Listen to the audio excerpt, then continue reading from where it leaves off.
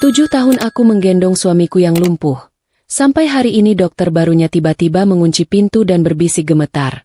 Cepat panggil polisi sekarang. Halo sobat semuanya. Sebelum kita bahas lebih dalam, yuk klik tombol subscribe dan like dulu supaya kita bisa terus berbagi kisah menarik lainnya. Coba tulis di kolom komentar. Bapak Ibu lagi nonton dari kota mana nih? Semoga hari ini membawa keberkahan, rezeki yang berlimpah, dan kebahagiaan lahir batin bagi kita semua. Amin.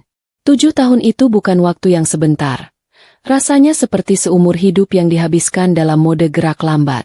Kalau ada penghargaan untuk atlet angkat beban kategori istri solehah, mungkin pialanya sudah memenuhi lemari di rumah kontrakanku.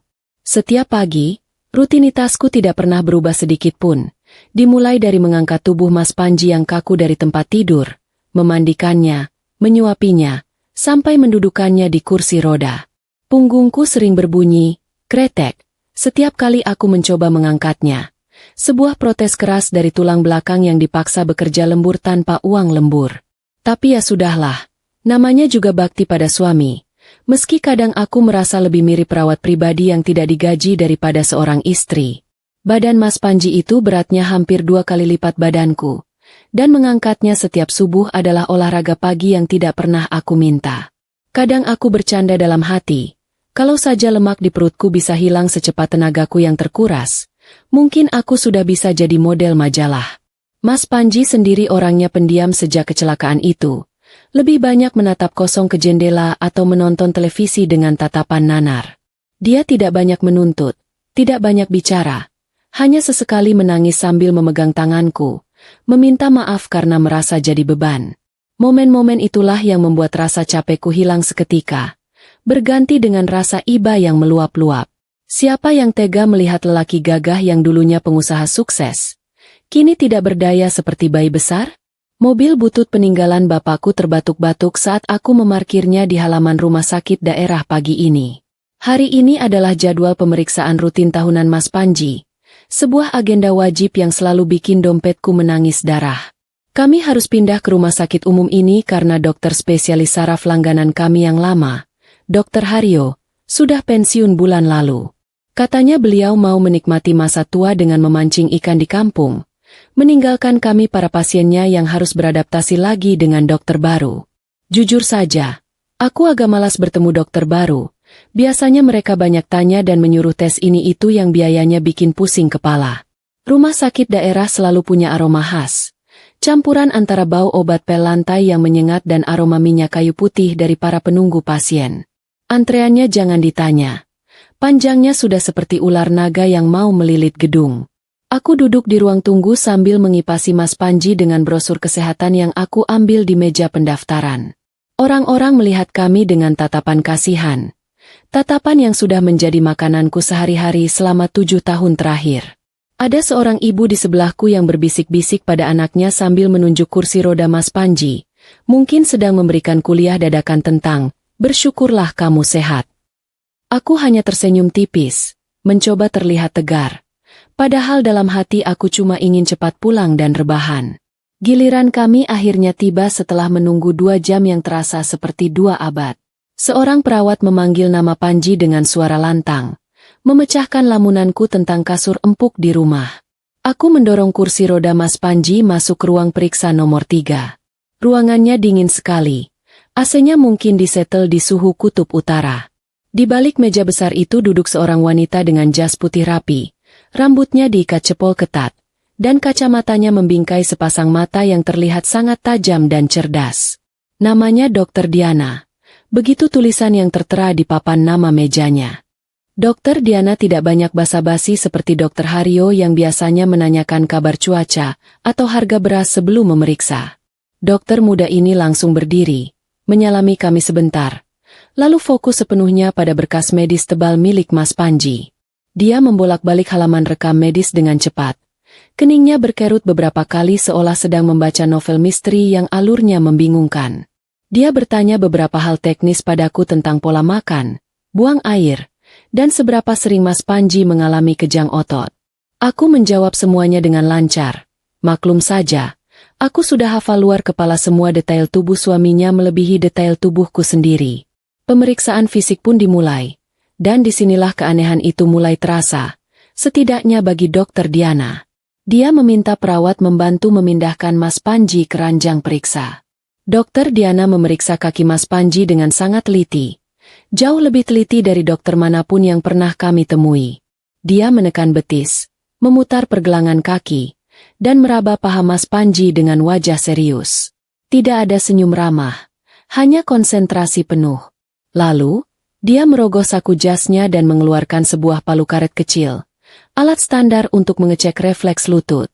Dokter Diana mengetukkan palu itu ke lutut kanan Mas Panji. Tuh, kaki itu diam, tidak bergerak sedikit pun, persis seperti mayat. Itu hal yang wajar, kan? Mas Panji kan lumpuh total. Tapi Dokter Diana tidak terlihat puas. Dia mengetuk lagi, kali ini di lutut kiri. Tuh, hening, tidak ada gerakan. Mas Panji hanya menatap langit-langit ruangan dengan mulut sedikit terbuka, ekspresi kosong andalannya. Namun, aku melihat sesuatu yang ganjil. Dokter Diana tidak melihat ke arah kaki yang diketuk. Matanya justru terpaku pada paha bagian atas Mas Panji. Wajah dokter itu tiba-tiba berubah pucat, seolah baru saja melihat hantu lewat di siang bolong. Tangannya yang memegang palu karet terlihat sedikit gemetar sebelum dia buru-buru memasukkannya kembali ke saku.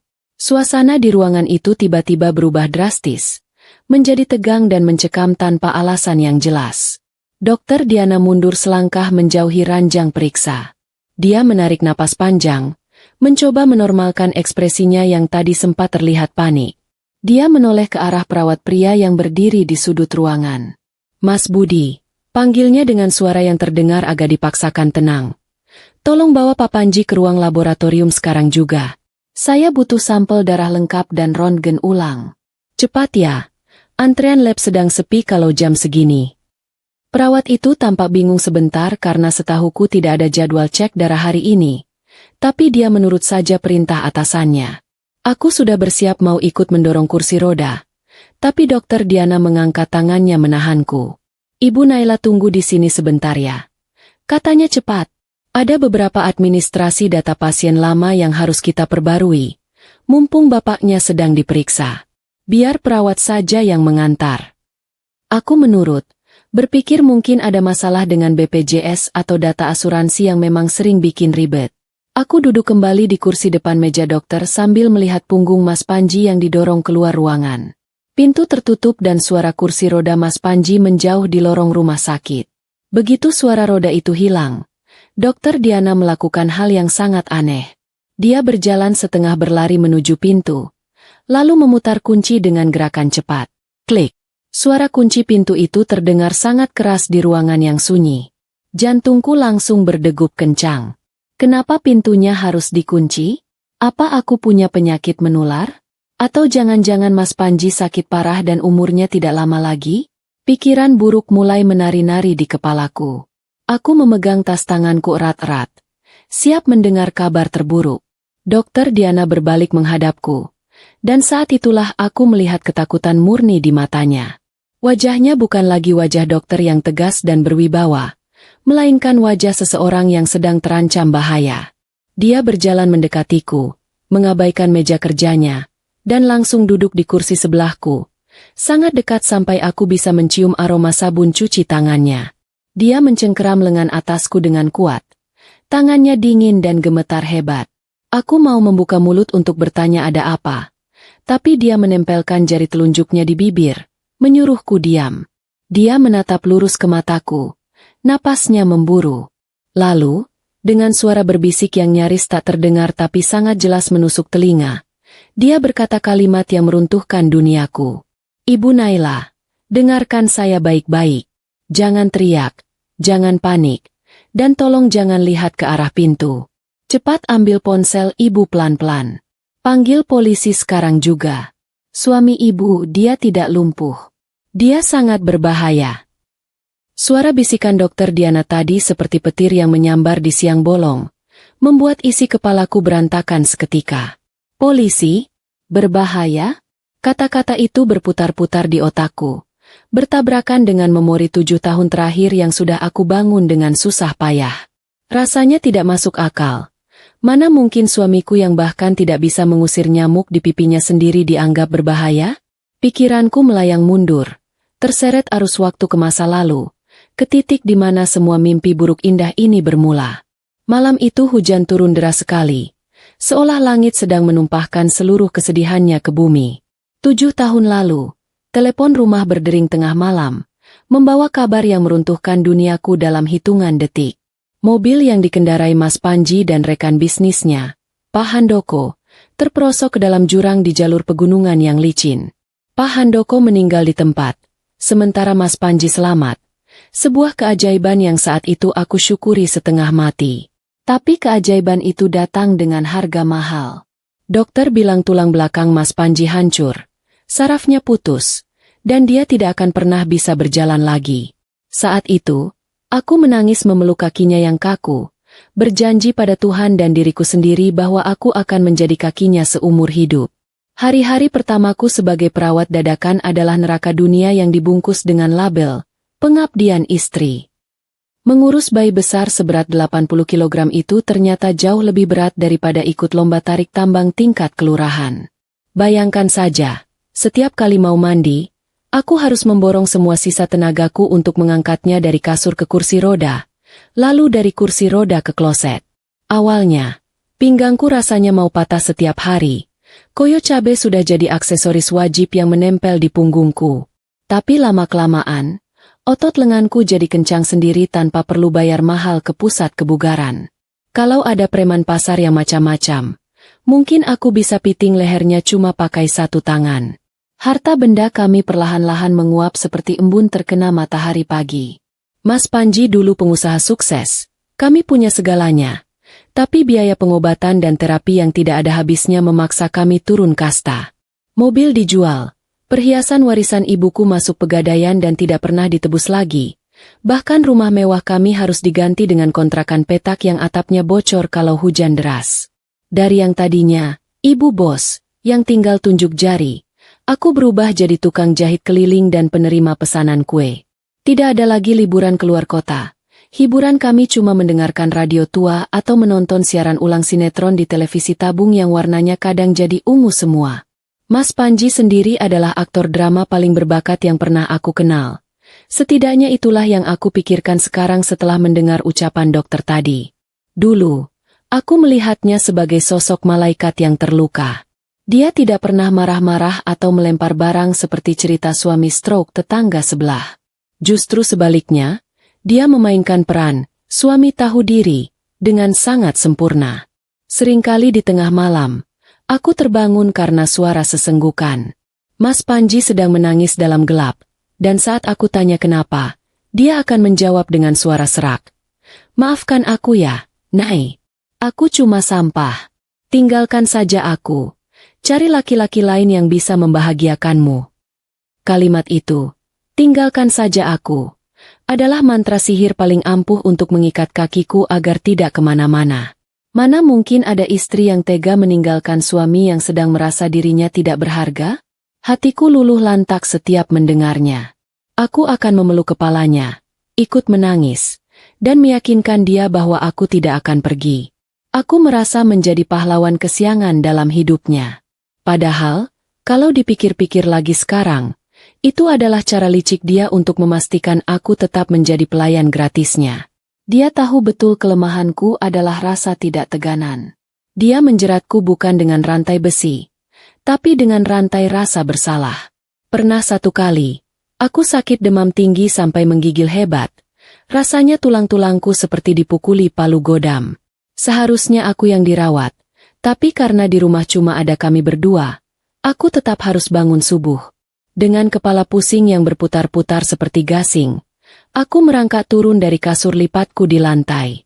Aku harus mengganti perlak ompol Mas Panji dan menyuapinya bubur. Tanganku gemetar hebat saat menyendokkan makanan ke mulutnya. Saat itu aku sangat haus. Kerongkonganku kering seperti gurun pasir.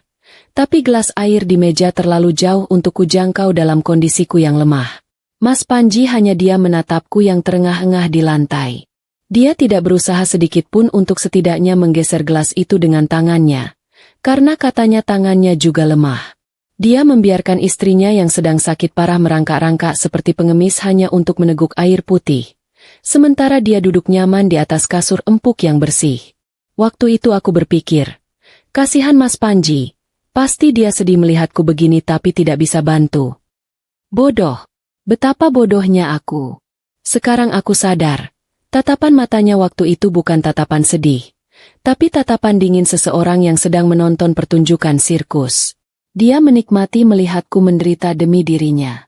7 tahun usiaku habis dimakan oleh rutinitas melayani raja tanpa mahkota ini. Teman-temanku di luar sana sibuk pamer foto liburan, arisan, atau mengantar anak sekolah. Sementara prestasiku hanyalah berhasil mengangkat Mas Panji tanpa membuat pinggangku encok. Wajahku yang dulu kencang kini mulai dihiasi kerutan halus karena kurang tidur dan banyak pikiran. Tanganku kasar penuh bekas tusukan jarum jahit dan luka bakar kena loyang kue. Aku menukar kecantikan dan masa mudaku demi merawatnya. Aku ikhlas, sungguh, karena aku pikir ini adalah ladang pahala. Aku pikir ini adalah ujian kesetiaan yang harus aku lewati. Tapi, bisikan Dokter Diana tadi mengubah segalanya. Kalau benar Mas Panji bisa berjalan, kalau benar dia berbahaya, lalu apa arti keringat dan air mataku selama 7 tahun ini? Apa arti piring-piring kotor yang kucuci, baju-baju yang kusetrika, dan bubur hambar yang kumasak setiap pagi? Apakah semua itu hanya lelucon baginya? Dadaku sesak, bukan karena asma, tapi karena amarah yang mulai merembes naik dari ulu hati. Bayangan wajah Mas Panji yang lugu dan penuh air mata buaya itu kini terlihat mengerikan di ingatanku. Aku merasa seperti orang yang baru bangun dari koma panjang, hanya untuk menyadari bahwa rumahku sudah kebakaran hebat. 7 tahun kemarau panjang. Aku pikir aku sedang menanam benih kesabaran yang akan berbuah surga. Ternyata, aku hanya sedang menyiram tanaman beracun yang melilit leherku sendiri pelan-pelan. Dan sekarang, di ruang praktik dokter yang dingin ini, aku dipaksa untuk memegang kapak dan menebas tanaman itu, sebelum dia benar-benar membunuhku. Aku menatap Dokter Diana seperti orang yang baru saja disuruh makan batu kerikil. Mulutku terbuka, tapi tidak ada suara yang keluar. Persis ikan mas koki yang megap-megap kekurangan air. Kalau ini adegan sinetron azab yang sering aku tonton di televisi, mungkin kamera sudah melakukan zoom in dan zoom out berkali-kali di wajahku dengan iringan musik dramatis yang bikin jantungan. Tapi ini dunia nyata. Ruangan ini sunyi senyap. Hanya ada suara dengungan pendingin ruangan yang terdengar seperti lebah raksasa. Dokter jangan bercanda, kataku akhirnya. Suaraku bergetar hebat, terdengar cemplang dan bodoh di telingaku sendiri. Suami saya itu lumpuh.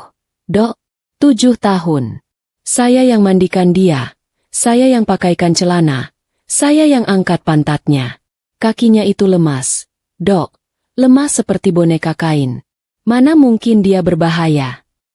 Rasanya ingin sekali aku tertawa di depan wajah dokter muda ini.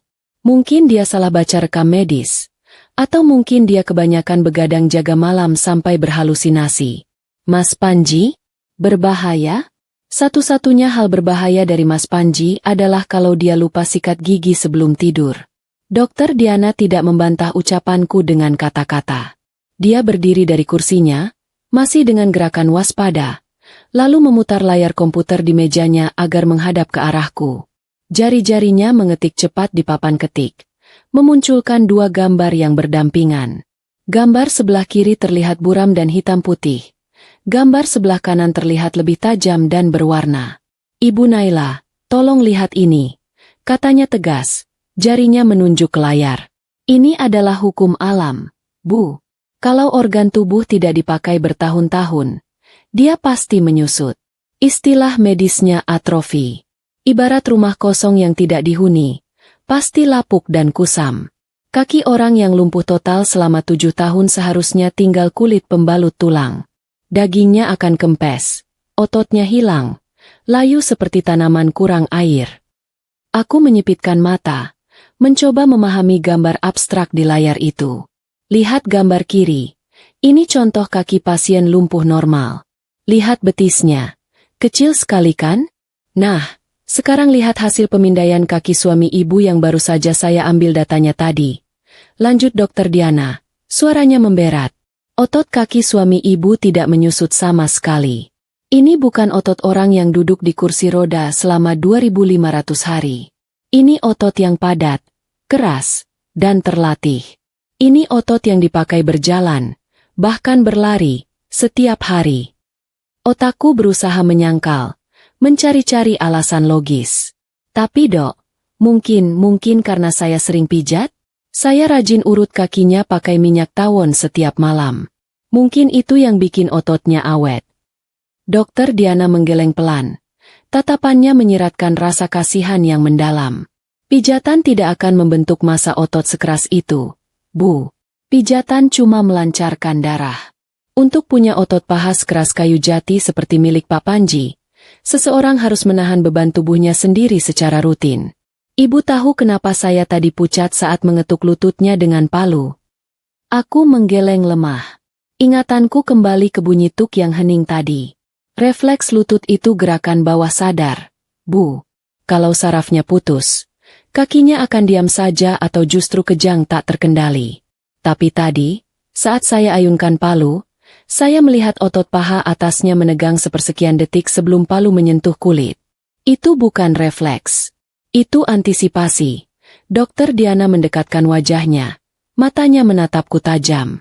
Dia menahan kakinya. Bu. Dia secara sadar memerintahkan otaknya untuk mengunci lututnya supaya tidak menendang. Dia menipu pemeriksaan saya. Dia menahan tendangan itu dengan kekuatan penuh. Duniaku rasanya berputar. Lantai keramik putih di bawah kakiku terasa miring. Bayangan Mas Panji yang selama ini aku gendong berkelebat di kepala. Berat badannya yang luar biasa itu. Tuhan, aku selalu mengeluh dia semakin berat dari hari ke hari. Aku pikir itu karena dia makan lahap. Tapi, bagaimana kalau berat itu bukan karena lemak, tapi karena dia sengaja membebankan seluruh tubuhnya padaku? Ibu pernah merasa aneh tidak saat mengangkat beliau? Tanya Dokter Diana, seolah bisa membaca pikiranku. Orang lumpuh itu beratnya pasif, Bu. Seperti mengangkat karung beras. Tapi kalau orang pura-pura lumpuh, dia harus melemaskan badannya secara paksa. Kadang, tanpa sadar, dia akan membantu menyeimbangkan diri sedikit supaya tidak jatuh saat ibu angkat. Pernah tidak ibu merasa dia terlalu mudah didudukan di kursi roda untuk ukuran orang lumpuh? Pertanyaan itu seperti kunci yang membuka kotak Pandora di kepalaku. Aku ingat momen-momen kecil itu. Saat aku hampir terpeleset di kamar mandi karena licin, tubuh Mas Panji yang aku papah tiba-tiba terasa kokoh, seolah dia yang menahanku agar tidak jatuh, bukan sebaliknya. Waktu itu aku pikir itu cuma kebetulan atau karena adrenalin. Lalu saat aku lupa mengunci rem kursi roda di jalan menurun, kursi itu berhenti sendiri sebelum menabrak tembok. Aku pikir rodanya macet. Ternyata dia mengeremnya dengan kakinya sendiri saat aku tidak melihat. Dia aktor yang hebat, Bu. Sangat hebat sampai bisa menipu istrinya sendiri selama 7 tahun. Bisik Dokter Diana lagi, membuyarkan lamunanku. Tapi tubuh manusia tidak bisa bohong pada ilmu medis. Kakinya adalah kaki seorang pelari, bukan kaki orang cacat. Dia sehat walafiat, Bu. 100%. Air mataku menetes tanpa permisi. Bukan air mata sedih, tapi air mata ngeri. Rasanya seperti baru sadar kalau selama ini aku tidur memeluk ular sanca yang menyamar jadi guling. Aku merawatnya, menyuapinya, bahkan membersihkan kotorannya. Dan dia cuma diam, menontonku menderita, menikmati setiap tetes keringatku sambil menahan tawa dalam hati. Kenapa? Suaraku pecah, serak dan parau. Kenapa dia melakukan ini, Dok? Kalau dia sehat, kenapa dia mau hidup di kursi roda? Kenapa dia mau diperlakukan seperti bayi? Dokter Diana menghela napas panjang. Wajahnya terlihat tegang. Saya tidak tahu motifnya apa, Bu. Tapi insting saya mengatakan ini bukan sekadar kemalasan. Ada sesuatu yang dia sembunyikan. Sesuatu yang sangat besar sampai-sampai dia rela membuang 7 tahun hidupnya untuk berpura-pura. Orang yang mampu bersandiwara sengeri ini, pasti punya rencana jahat yang matang. Tiba-tiba, gagang pintu ruangan dokter bergerak-gerak. Seseorang mencoba membukanya dari luar. Klek! Klek! Jantungku melompat ke tenggorokan. Dok, pintunya macet ya? Itu suara perawat yang tadi membawa Mas Panji. Atau jangan-jangan Mas Panji sudah kembali? Dokter Diana mencengkeram tanganku lebih erat. Kukunya menancap di kulitku. Sekarang, Bu, desisnya cepat. Ambil ponsel Ibu. Telepon polisi. Bilang ada situasi darurat di Rumah Sakit Umum Ruang Poli Saraf. Jangan keluar dari ruangan ini sampai polisi datang. Saya akan menahan pintu. Dengan tangan gemetar hebat. Saking gemetarnya sampai ponselku hampir jatuh 2 kali. Aku merogoh tas. Layar ponsel menyala, menampilkan foto latar belakang kami berdua. Aku yang tersenyum lebar sambil memeluk leher Mas Panji di kursi rodanya. Foto yang dulu aku anggap lambang cinta sejati, sekarang terlihat seperti foto korban dan pemangsanya. Aku menekan tombol panggilan darurat 110. Nada sambung berbunyi. Ut, ut. Di luar pintu, suara gedoran mulai terdengar pelan tapi menuntut. Dokter Diana? Ini saya, Budi. Pak Panji sudah selesai ambil darah. Tapi dia memaksa mau masuk sekarang. Dia mulai marah-marah. Dok. Mataku membelalak menatap Dokter Diana. Marah-marah? Mas Panji tidak pernah marah. Mas Panji yang aku kenal adalah pria paling sabar sedunia. Topengnya mulai retak. Halo, polisi? Ucapku lirih begitu panggilan tersambung. Air mata mengalir deras di pipiku. Tolong saya, Pak. Suami saya ternyata bukan suami saya. Kalimatku kacau. Tapi itulah satu-satunya hal yang masuk akal saat ini. Pria di luar pintu sana bukan suamiku. Dia adalah orang asing yang menumpang di tubuh suamiku selama 7 tahun. Dan sekarang, dia ingin masuk. Gagang pintu ruangan itu masih bergerak-gerak kasar. Naik turun seperti sedang dipaksa masuk oleh penagih utang yang kehabisan kesabaran.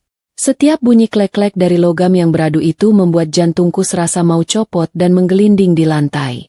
Di luar sana, lelaki yang selama 7 tahun ini aku suapi bubur. Aku bersihkan kotorannya. Dan aku ajak bicara seperti bayi besar, sedang berusaha mendobrak masuk. Bedanya, kali ini aku tahu dia bukan bayi. Dia adalah monster yang menyamar jadi bayi. Dan topeng bayinya baru saja retak. Polisi datang tidak seperti di film-film aksi yang sering ditonton tetangga sebelah.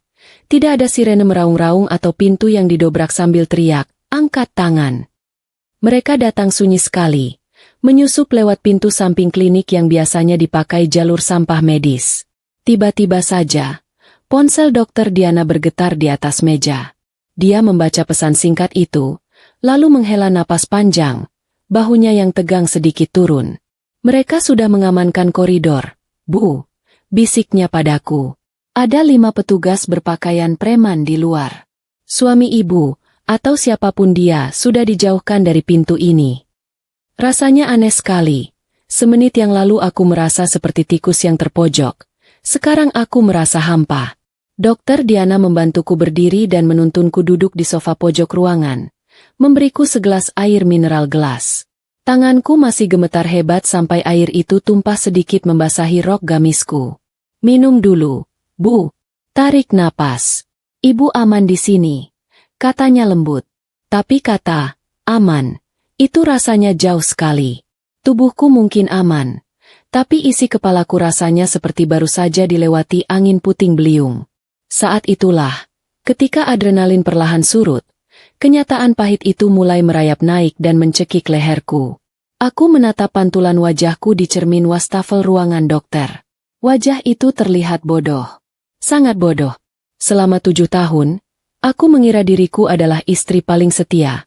Calon penghuni surga jalur VIP karena kesabaran merawat suami. Ternyata, aku hanyalah boneka.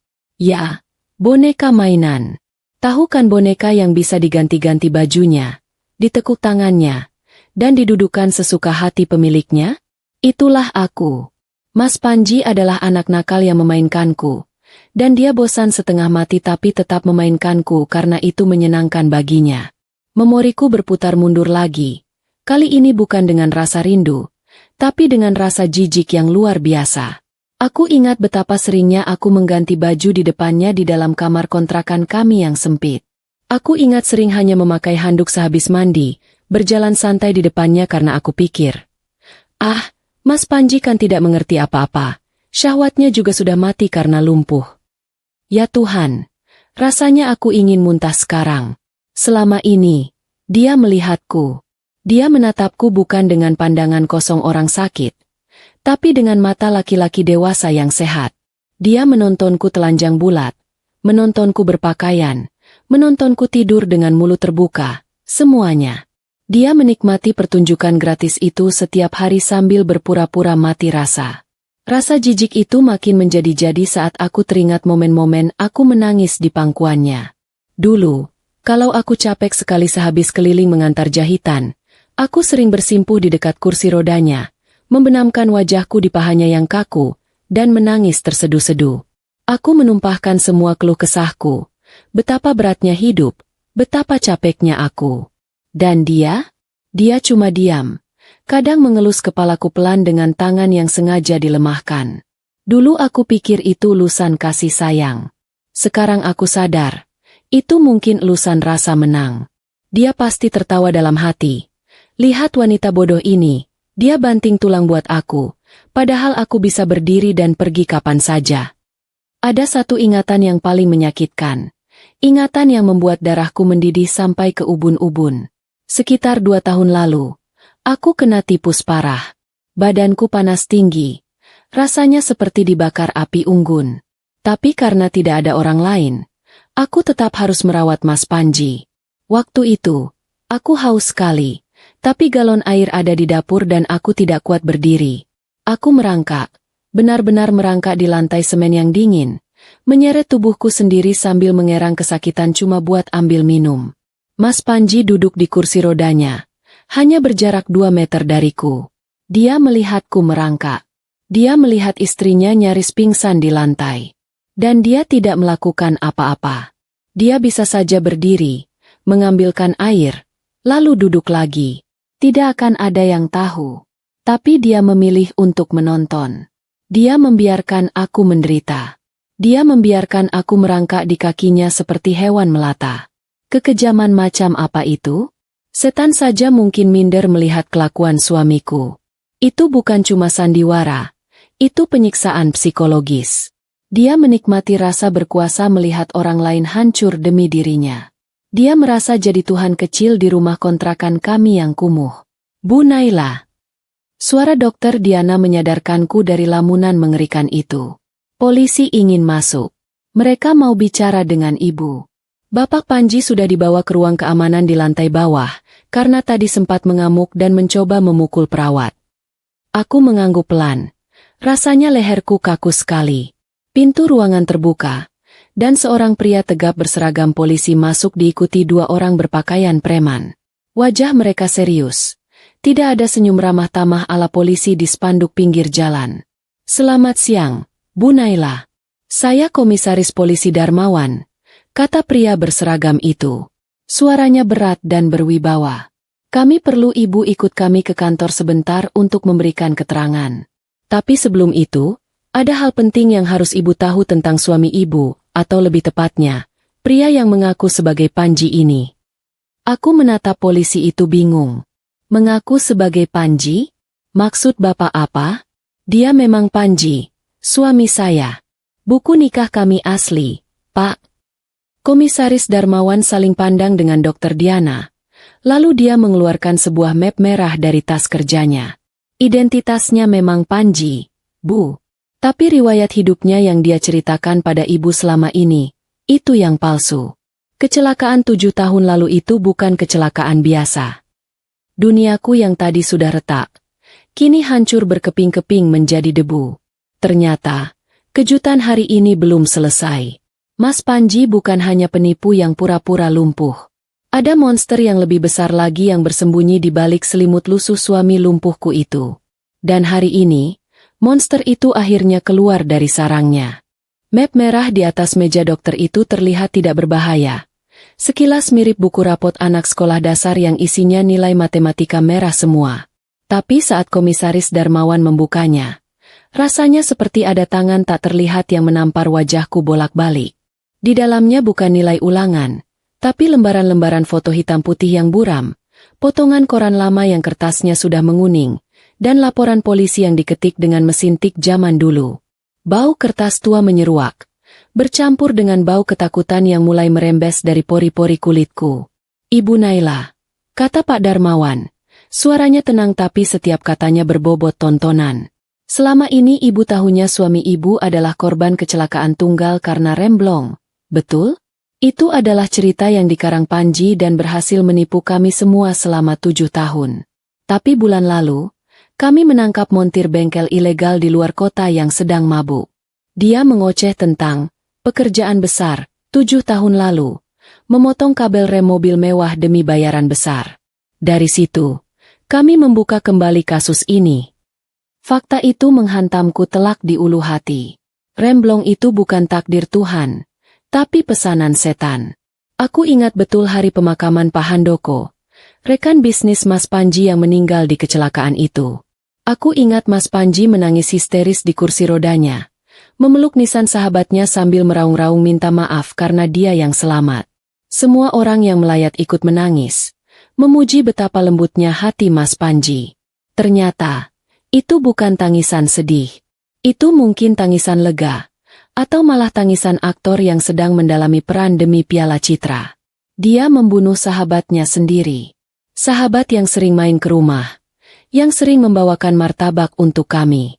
Motifnya klise sekali, setua peradaban manusia, uang haram.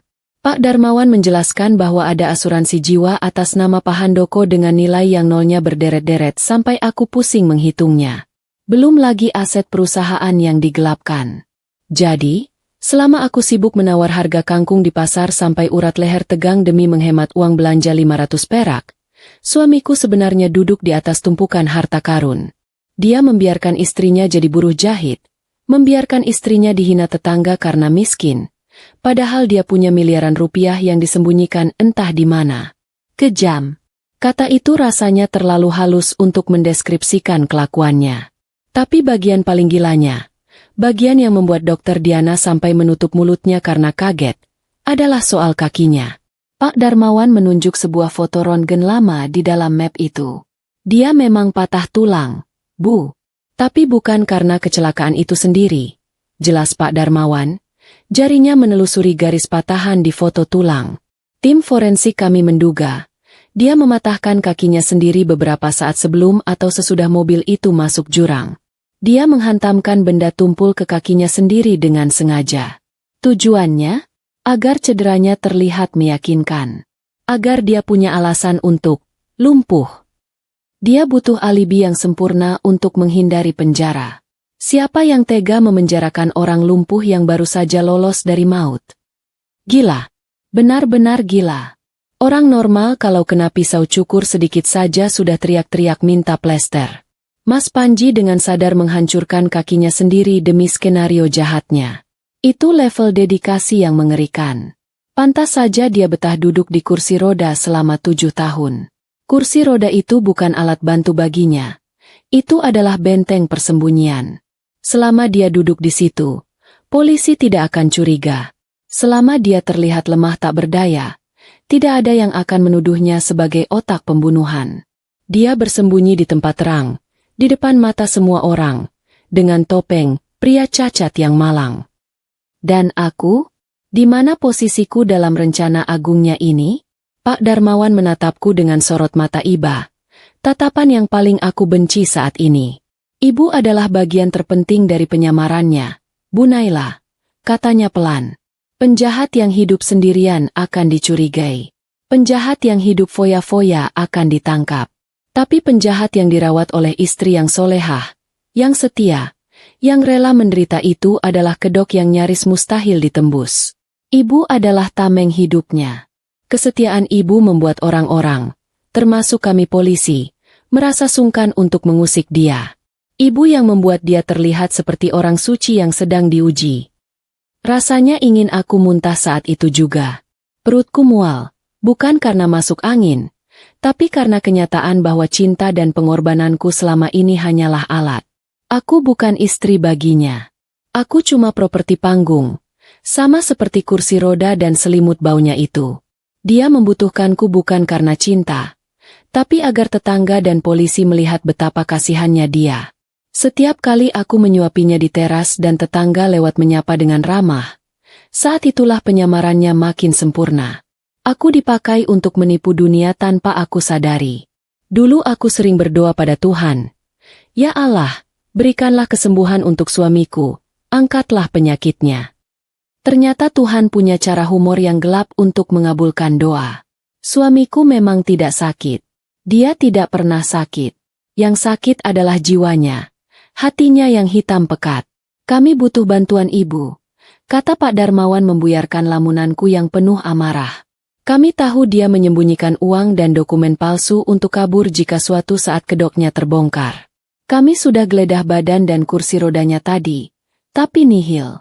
Dia pasti menyimpannya di tempat yang sangat dekat dengannya, tempat yang tidak akan diperiksa orang lain. Ibu tahu di mana? Pikiranku langsung melayang ke rumah kontrakan kami, ke kamar pengap itu. Kesatu-satunya benda yang dia larang keras untuk aku sentuh atau bersihkan secara menyeluruh. Dia selalu beralasan, "Jangan digeser-geser, nanti posisi tidurnya tidak nyaman, punggungku sakit." Padahal kasur itu sudah kempes dan bau apek. "Kasur kapuk," bisikku. Mataku membelalak. Kasur kapuk lusuh yang dia pakai tidur. Dia tidak pernah membiarkan aku menjemurnya selama 7 tahun. Dia bilang alergi debu luar. Padahal, Pak Darmawan langsung memberi kode pada anak buahnya. "Kita ke rumah ibu sekarang. Lewat pintu belakang. Jangan sampai Panji melihat ibu pergi." Aku berdiri. Kakiku masih lemas tapi hatiku panas membara. Aku akan pulang ke rumah itu. Bukan untuk melayani rajaku, tapi untuk membongkar singgasananya yang penuh kutu busuk. "Tunggu saja, Mas. Istrimu yang bodoh ini akan pulang membawa kejutan." Rumah kontrakan kami yang biasanya sepi kayak kuburan, siang ini mendadak ramai seperti ada penggerebekan teroris di berita televisi. Bedanya, tidak ada wartawan yang meliput. Cuma ada Pak Darmawan dan anak buahnya yang bergerak cepat dalam diam. Begitu masuk ke kamar tidur yang pengap itu, aku langsung menunjuk ke arah kasur kapuk lusuh yang tergelar di lantai. Kasur itu warnanya sudah dekil, spray bunganya sudah pudar karena jarang diganti, tapi bagi Mas Panji, benda itu diperlakukan layaknya pusaka kerajaan yang tidak boleh disentuh sembarangan. Dulu aku pikir dia cuma malas atau takut debu. Ternyata dia sedang mengerami telur emasnya di sana. Salah satu polisi mengeluarkan pisau lipat dan mulai membedah sisi samping kasur itu. Sret!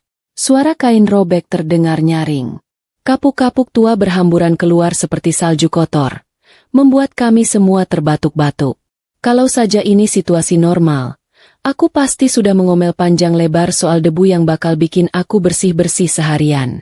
Tapi begitu tangan polisi itu menarik keluar sebuah tas hitam yang dibungkus plastik rapat dari dalam perut kasur, omelanku tertelan kembali ke tenggorokan. Isi tas itu sukses membuat mataku melotot sampai rasanya mau keluar. Bukan emas batangan atau berlian curian, tapi tumpukan uang tunai pecahan 100 ribuan yang diikat karet gelang. Banyak sekali. Mungkin cukup buat beli gerobak bakso sekalian sama abang-abangnya. Selama ini aku tidur di lantai beralaskan tikar tipis di samping kasur itu. Kedinginan setiap malam, sambil memikirkan besok mau masak apa dengan sisa uang 2000 perak di dompet. Ternyata, tepat di sebelah kupingku, ada ban berjalan yang disembunyikan suamiku. Rasanya ingin aku ambil segepok uang itu lalu kulemparkan ke wajahnya. Teganya dia membiarkan aku makan nasi garam sementara dia tidur beralaskan uang. Di dalam tas itu juga ada paspor. Fotonya foto Mas Panji, tapi namanya bukan Panji. Di situ tertulis, Rian Santoso. Rambutnya di foto itu klimis. Wajahnya segar bugar tanpa kacamata. Persis eksekutif muda yang siap liburan ke luar negeri. Tanggal pembuatan paspornya baru sebulan yang lalu. Jadi, selama aku sibuk menjahit baju tetangga sampai jari keriting, dia diam-diam menyelinap keluar untuk bikin paspor?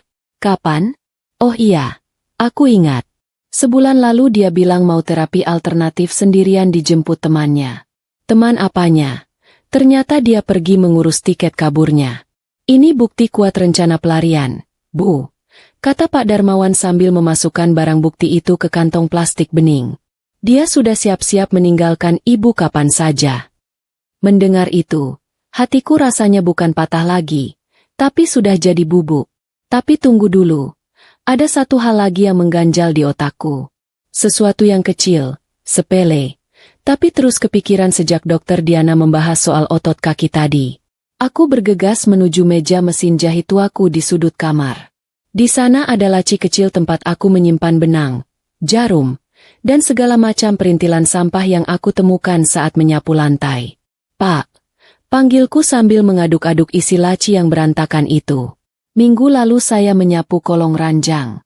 Mas Panji marah besar waktu tahu saya menyapu sampai ke kolong. Katanya takut saya capek. Padahal mungkin takut rahasianya ketahuan. Waktu itu saya menemukan ini. Tanganku menarik secarik tisu yang kucek. Di dalamnya, terbungkus satu butir pil kecil berwarna biru muda. Bentuknya polos tanpa merek. Ukurannya tidak lebih besar dari kacang hijau. Saya pikir ini obatnya yang jatuh. Jadi saya simpan mau saya tanyakan ke dokter nanti. Tapi karena lupa, ya sudah mengendap di sini. Jelasku sambil menyerahkan pil itu ke Pak Darmawan. Pak Darmawan mengamati pil itu dengan teliti, lalu memanggil rekannya yang membawa alat tes lapangan sederhana. Setelah ditetesi cairan kimia sedikit, pil itu berubah warna. Polisi itu mengangguk yakin pada Pak Darmawan. "Pelemas otot dosis tinggi," kata Pak Darmawan. Suaranya terdengar geram. "Ini bukan obat saraf, Bu. Ini obat yang biasa dipakai atlet kalau cedera parah, atau dipakai di ruang operasi untuk melumpuhkan otot pasien sementara. Kalau orang sehat minum ini, badannya bakal lemas seperti agar-agar. Dia tidak akan bisa menggerakkan kakinya meskipun dia mau, setidaknya selama beberapa jam." Dengkulku lemas seketika.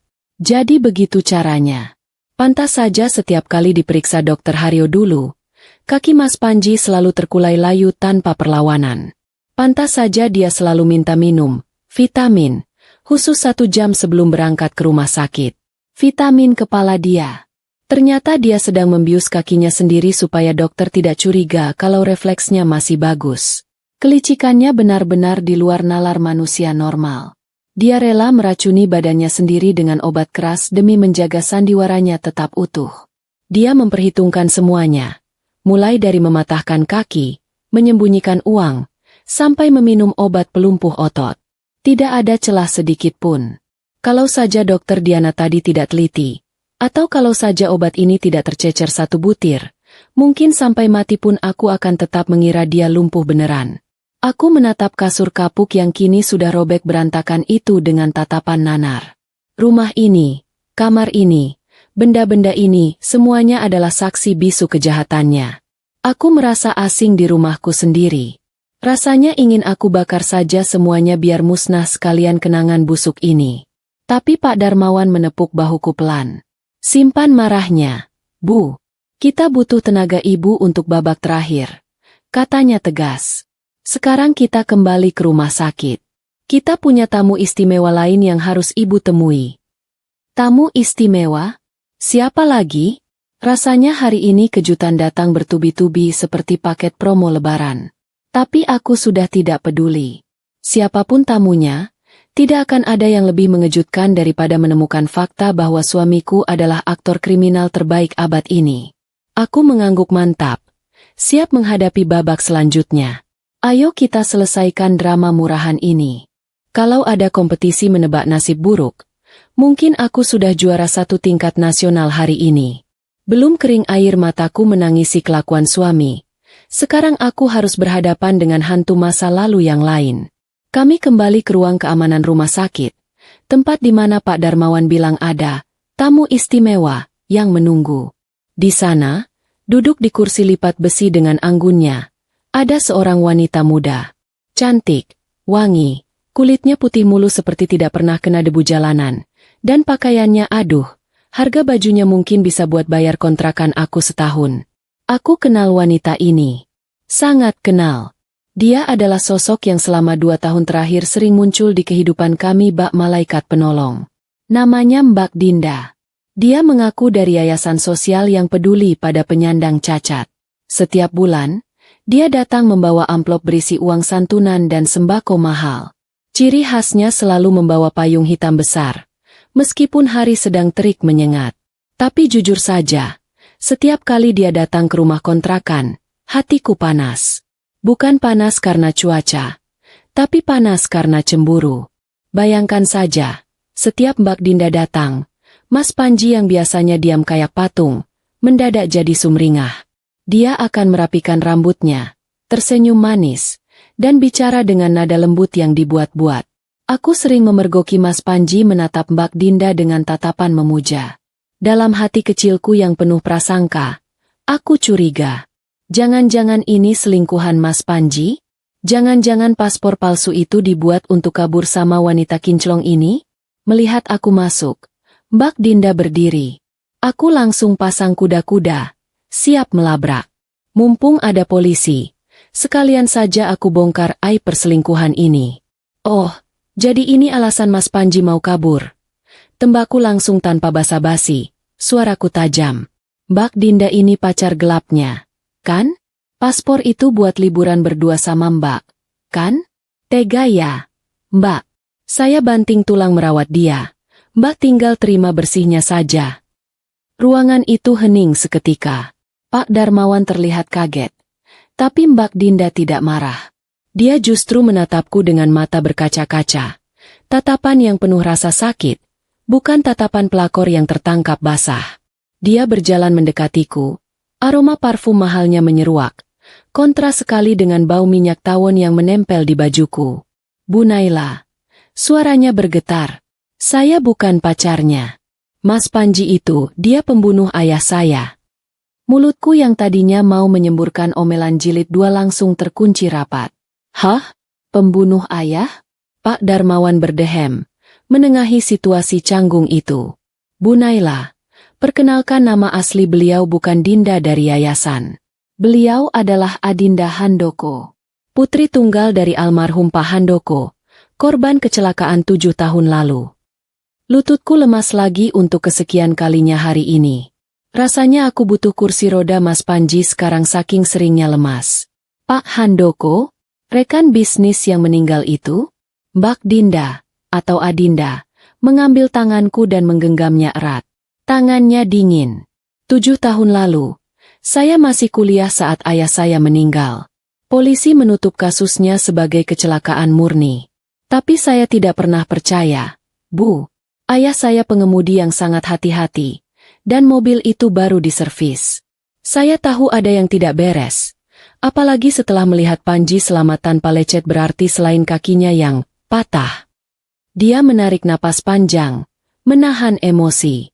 Saya menyewa detektif swasta. Bertahun-tahun saya melacak kemana larinya uang perusahaan ayah. Jejaknya mengarah ke rekening-rekening bodong yang dikendalikan Panji dari balik layar. Tapi kami tidak punya bukti fisik. Panji terlalu licik. Dia bersembunyi di balik kelumpuhannya, dan di balik ketulusan ibu merawatnya. Jadi, selama ini Mbak pura-pura jadi donatur? Tanyaku pelan, masih setengah tidak percaya. Adinda mengangguk. Itu satu-satunya cara supaya saya bisa mengawasi dia dari dekat tanpa dicurigai.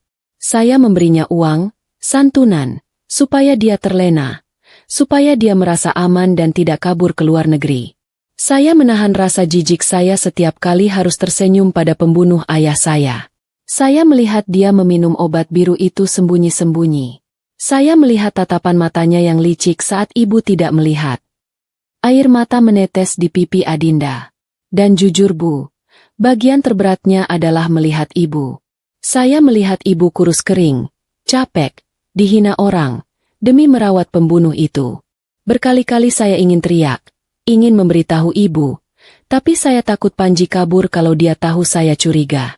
Saya butuh momen yang pas. Momen pas itu adalah hari ini, sela Pak Darmawan. Mbak Adinda yang mengatur agar Dokter Haryo yang sudah tua dan gampang dikelabui itu, pensiun dini, dengan sedikit desakan dari pihak rumah sakit.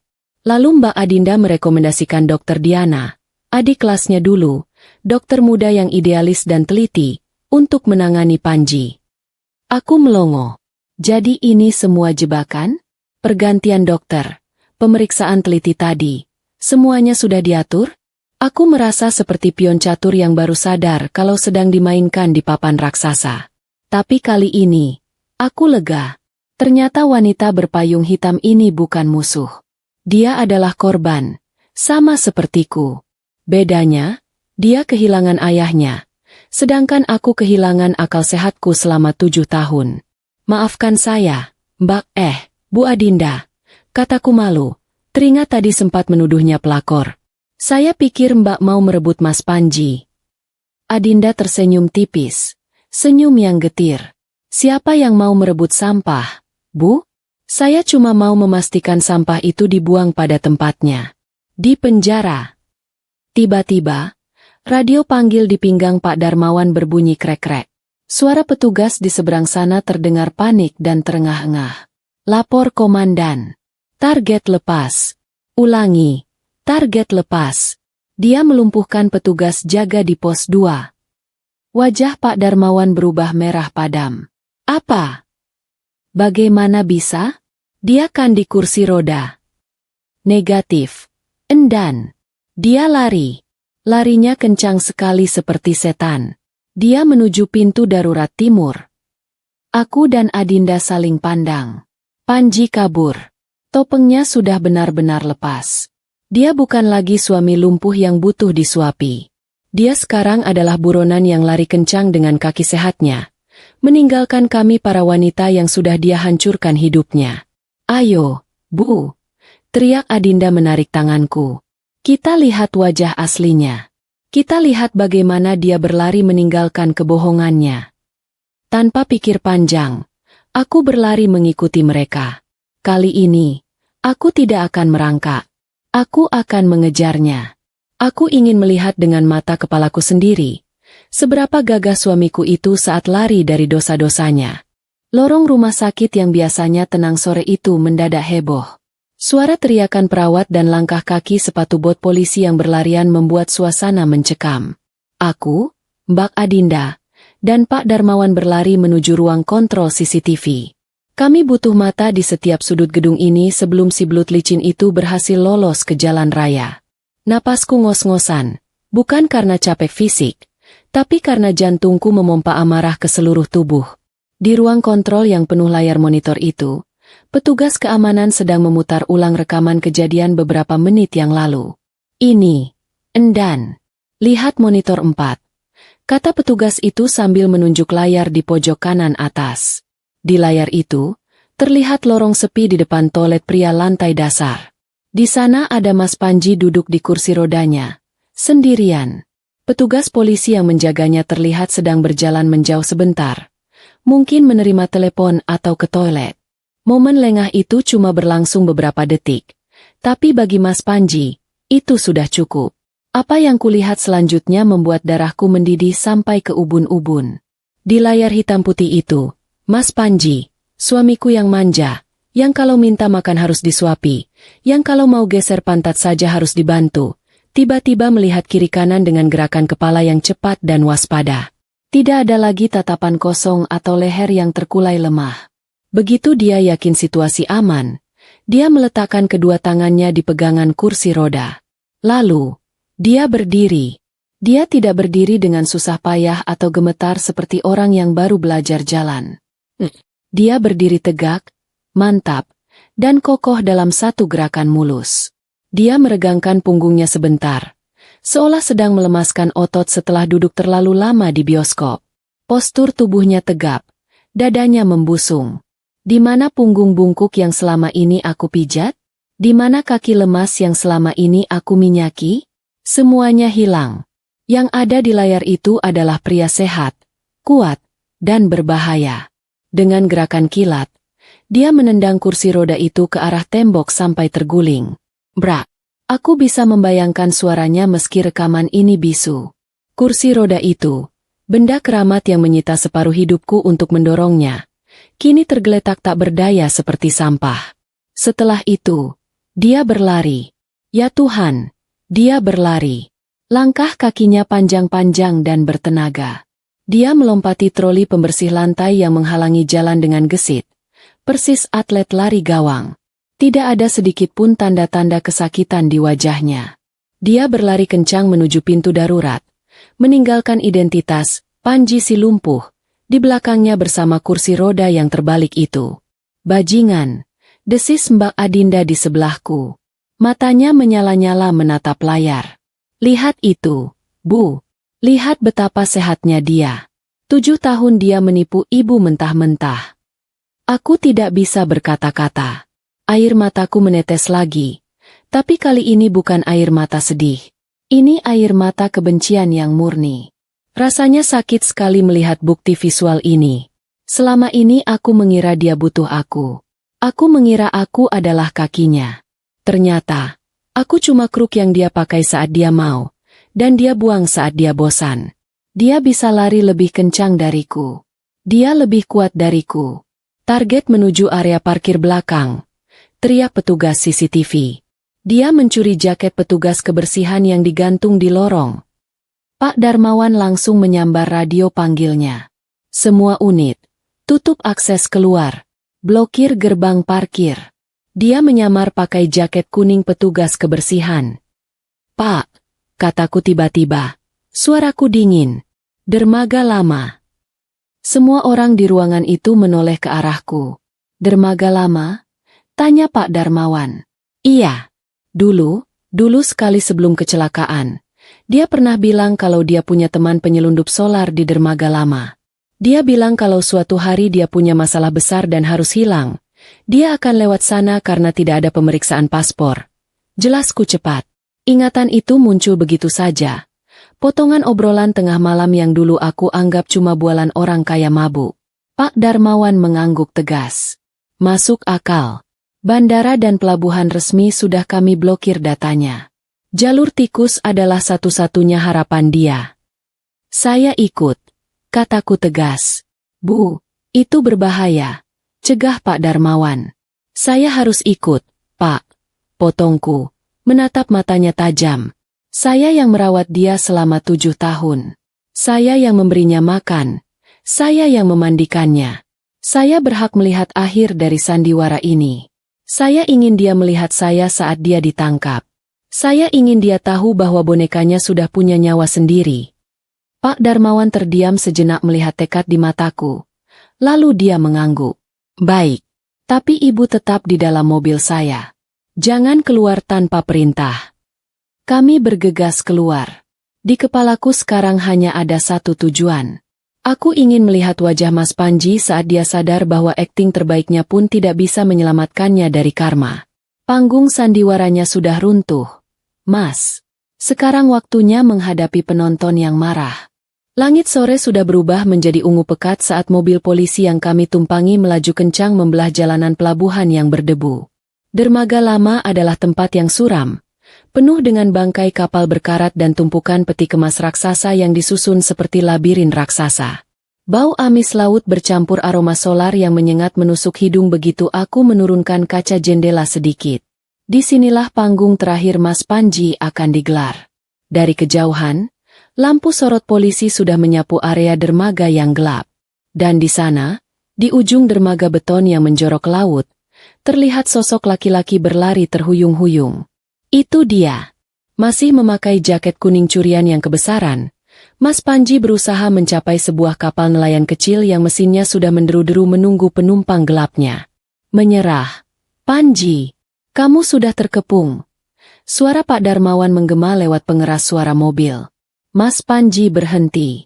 Dia melihat ke belakang, ke arah barisan mobil polisi yang memblokir jalan keluar. Lalu dia melihat ke depan, ke arah kapal yang jaraknya tinggal 50 meter lagi tapi terhalang air laut pasang. Jalur dermaga kayu menuju kapal itu sudah lapuk dan putus. Satu-satunya cara untuk sampai ke sana adalah dengan melompati celah lebar di antara beton dermaga dan tumpukan peti kemas di sebelahnya. Dia menoleh ke arah kami. Jarak kami cukup dekat untuk melihat ekspresi wajahnya. Tidak ada lagi wajah polos suami lumpuh yang memelas. Wajahnya kini beringas, penuh keringat. Matanya liar seperti binatang buas yang terpojok. Saat matanya bertemu dengan mataku di dalam mobil, dia tidak menunduk malu. Dia justru meludah ke tanah dan meneriakkan sumpah serapah. Tangannya menunjuk-nunjuk ke arahku dengan penuh kebencian. Seolah-olah akulah penjahat yang merusak hidupnya, bukan sebaliknya. Dasar istri bodoh. Gara-gara kamu semua rencanaku hancur. Teriakannya terdengar samar terbawa angin laut, tapi cukup jelas untuk merobek sisa-sisa hatiku. Tanpa mempedulikan peringatan polisi, dia mengambil ancang-ancang. Dia mundur beberapa langkah, lalu berlari sekencang-kencangnya menuju tepi dermaga. Dia berniat melompati celah lebar itu untuk mendarat di atas tumpukan peti kemas di seberang, jalan pintas menuju kapal. Langkah kakinya gagah. Otot-otot kaki yang selama ini dia sembunyikan di balik selimut bekerja maksimal, mendorong tubuhnya melesat ke depan. Aku menahan napas. 7 tahun aku merawat kaki itu, memijatnya, menjaganya agar tetap hangat, dan sekarang kaki itu dia pakai untuk lari meninggalkanku. Dia melompat. Tubuhnya melayang di udara. Lompatan yang tinggi dan jauh. Lompatan seorang yang sangat percaya diri dengan kekuatannya. Tapi, kepercayaan diri berlebihan seringkali jadi racun. Saat kakinya mendarat di tepi peti kemas besi di seberang, sesuatu terjadi. Besi itu basah dan licin kena cipratan ombak pasang. Sepatu bot curian yang dia pakai tidak punya cengkeraman yang bagus. Sret! Kaki kanannya terpeleset. Keseimbangannya hilang seketika. Dia berusaha menggapai pinggiran peti kemas dengan tangannya, tapi jari-jarinya gagal mencengkeram besi yang licin berlumut itu. Tubuhnya tergelincir jatuh ke dalam celah sempit antara dermaga beton dan dinding peti kemas. Arg! Teriakannya memecah keheningan malam, disusul suara benturan yang mengerikan. Krak! Itu bukan suara benda jatuh ke air. Itu suara tulang yang menghantam beton pemecah ombak di bawah sana dengan keras. Suara yang bikin ngilu sampai ke gigi. Setelah itu, hening. Kapal nelayan yang menunggunya langsung tancap gas menjauh, meninggalkan penumpangnya yang gagal. Pak Darmawan dan petugas lain segera berlarian ke tepi dermaga, menyalakan senter ke bawah celah. Aku ikut turun dari mobil. Kakiku gemetar tapi memaksakan diri mendekat. Aku harus lihat. Di bawah sana, sekitar 10 meter di dasar dermaga yang berbatu karang, tubuh Mas Panji tergeletak dalam posisi yang sangat tidak wajar. Punggungnya melengkung aneh di atas sebuah batu beton besar. Dia tidak bergerak. Wajahnya menghadap ke atas. Matanya melotot menatap langit malam. Mulutnya terbuka mengerang kesakitan tanpa suara. Tim medis, cepat bawa tandu dan penyangga leher. Teriak Pak Darmawan panik. Aku berdiri mematung di pinggir dermaga, menatap ke bawah. Angin laut menerbangkan jilbabku. Di bawah sana, pria yang 7 tahun berpura-pura lumpuh demi menghindari hukum manusia, kini baru saja menerima vonis langsung dari hukum alam. Dia jatuh tepat di bagian tubuh yang paling dia banggakan untuk bersandiwara, punggungnya. Tuhan tidak tidur, Mas. Dia cuma menunggu waktu yang tepat untuk menjentikan jarinya. Dan jentikan itu sakit sekali. Takdir itu kadang punya selera humor yang gelap. Sangat gelap sampai bikin bulu kuduk merinding kalau dipikir-pikir. Sebulan setelah insiden jatuh di dermaga itu, aku berdiri lagi di lorong rumah sakit. Tapi kali ini auranya beda jauh dengan tempat praktik Dokter Diana. Ini bukan rumah sakit umum yang bau minyak kayu putih dan bubur ayam. Ini adalah bangsal khusus tahanan yang baunya campuran antara antiseptik keras dan keputusasaan. Di dalam jeruji besi berlapis kaca tebal itu, terbaring sosok yang dulu gagah perkasa berlari melompati peti kemas. Kini kembali menjadi bayi besar yang benar-benar tak berdaya. Bedanya, kali ini tidak ada sandiwara, tidak ada naskah drama, dan tidak ada pil biru penyelamat. Pemandangan di depanku sungguh mengenaskan. Jauh lebih menyedihkan daripada akting terbaiknya selama 7 tahun terakhir. Tubuh Mas Panji kurus kering. Pipinya kempot bukan karena diet, tapi karena stres berat dan makanan penjara yang rasanya mungkin seperti kardus rebus. Tidak ada lagi istri bodoh yang menyuapi bubur hangat pelan-pelan atau memijat kakinya dengan minyak tawon mahal setiap malam. Petugas penjara mana punya waktu untuk memanjakannya. Kalau dia buang air di celana, ya dia harus betah berlama-lama, berteman, dengan baunya sendiri sampai jadwal ganti penjaga tiba. Dulu dia pura-pura tidak bisa gerak untuk menipu dunia.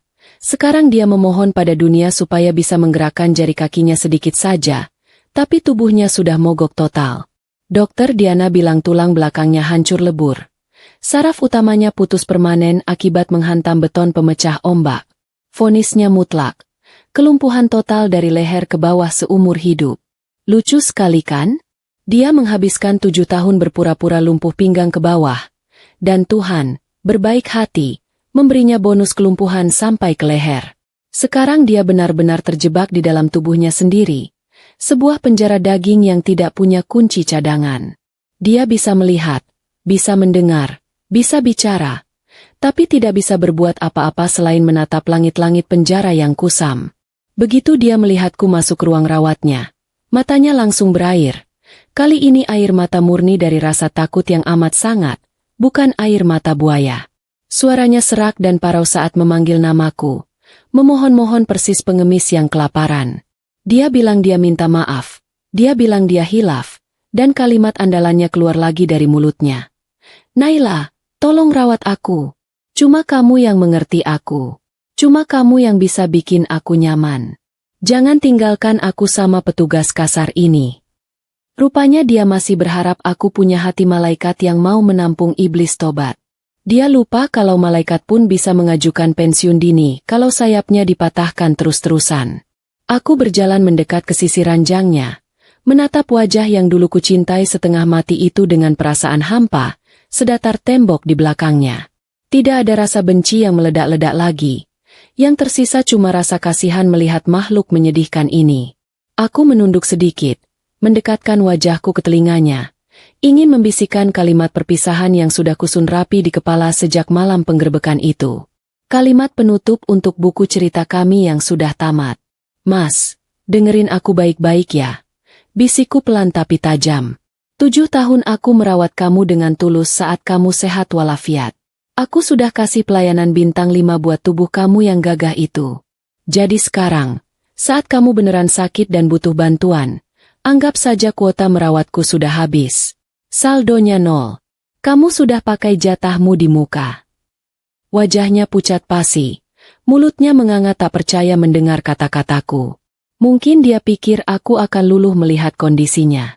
Maaf mas, stok kebodohanku sudah ludes kamu ambil semua. Tidak ada sisa buat hari ini. Tanpa menunggu balasan darinya, aku memutar badan dan berjalan keluar pintu besi itu. Langkahku terasa ringan sekali. Seolah beban bertonton baru saja diangkat dari pundakku. Di belakangku, terdengar raungan panjang Mas Panji, teriakan frustrasi dari orang yang sadar kalau dia bakal sendirian selamanya dengan dosa-dosanya. Biar saja dia teriak sampai suaranya habis, toh tembok penjara tuli. Di luar gedung, matahari bersinar cerah banget, hangat menerpa wajahku yang sudah lama mendung. Di parkiran, aku melihat Mbak Adinda dan Dokter Diana melambaikan tangan sambil tersenyum. Aku membalas senyum mereka, benar-benar tersenyum lepas untuk pertama kalinya setelah sekian lama. Sandiwara 7 musim sudah selesai, tirai sudah ditutup, dan aku bukan lagi figuran di panggung orang lain. Sekarang, aku sutradara untuk hidupku sendiri.